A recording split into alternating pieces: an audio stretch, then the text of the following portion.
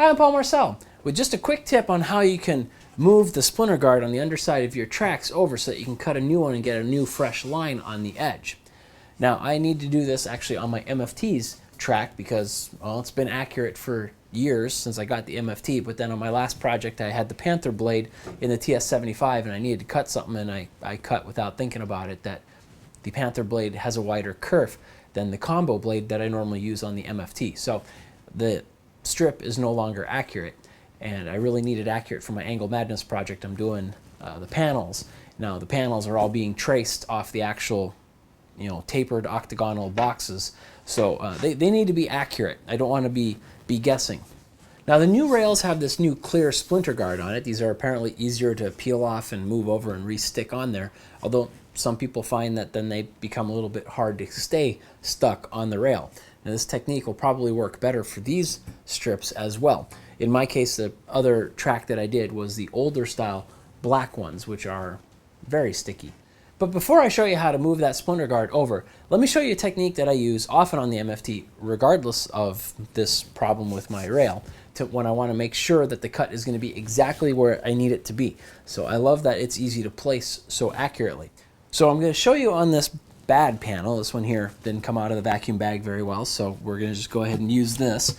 I marked a line on here, and what we're going to try doing is, even though this splinter guard is currently inaccurate, before we move it over, I'm going to show you how I place it very accurately using just the teeth of the saw. So the way that we do this type of cut, we're just going to pop this underneath.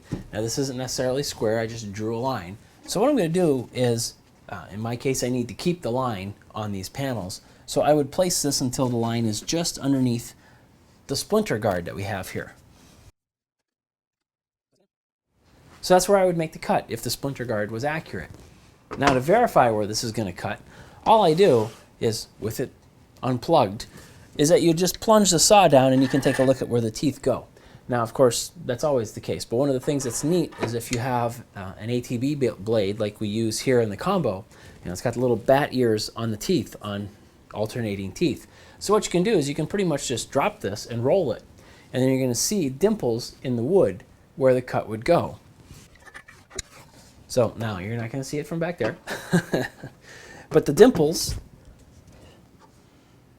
are off by about a half millimeter, a little bit more than a half millimeter from this edge, which is actually what I expected because of the difference in the kerf widths between the two blades that I used.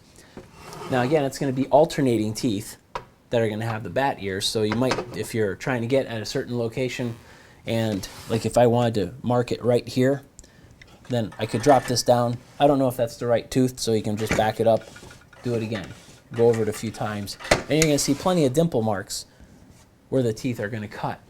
But a better solution for me, let's go ahead and move the splinter guard. So now, as shipped with the factory, the rubber is all the way up to this little, there's sort of a ledge here, right? So if we look at the profile of the rail, you can see that there's a bit of a, in a way, a rabbit here, and that's where the rubber is sitting in, and it's all the way flush to the inside edge.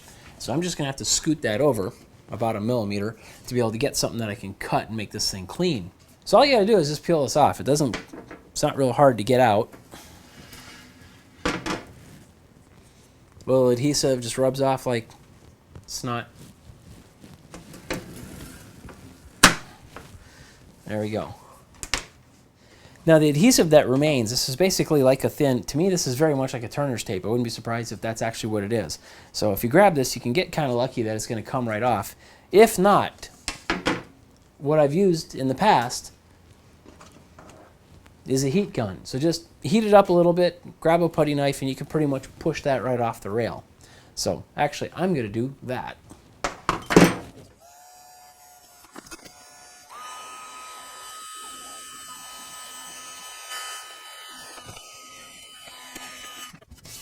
It doesn't take much heat to take that off, and you really don't want to superheat it too much since this is probably adhered to this rail as well. So I'm just going to take this turner's tape. Now this is 17 millimeters wide, happens to be very close to the same width that was there before, so this should go pretty easily.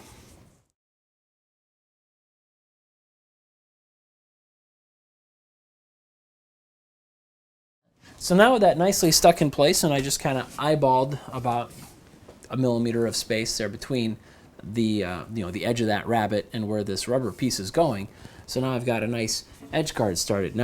So now all we got to do, reassemble all this and then make a cut. Now I don't know if this is calibrated anymore, because when I put the keys inside this rail on that back, could be off a little bit. So just to verify everything is square, I'm going to use the quaz technique. So to align this guide rail so that it's going to be parallel to these columns of dog holes, if you remember seeing my video about the MFT table, what I do is I use quaz dogs for that. So I have 3 quaz dogs in these holes here. You can do just 2. And then I have the spacer that I used when I did it the first time.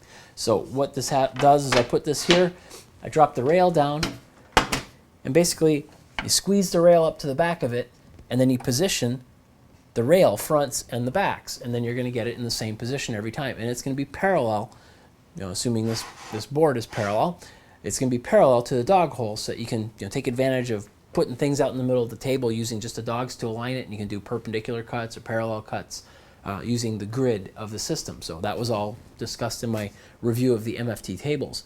So I really like having that. So now that I took this rail off and I put it back on, the little feather screws that are, or the feather nuts that are in the back, probably aren't in the exact same place, because now I've got a little bit of wiggle here.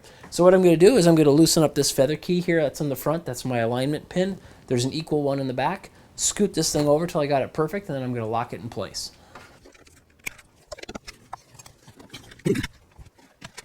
So now with the front guide loose, back guide loose, I can just raise it up into the pin so that we get it into this little slot. Like that. Now we can just squeeze it right up to that quaz dog.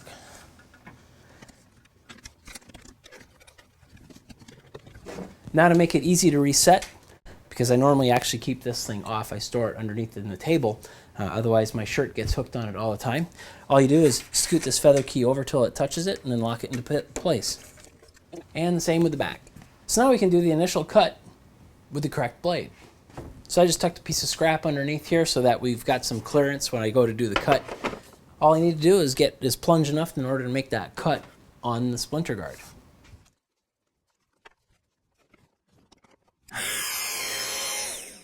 Maybe I should have put the vac on.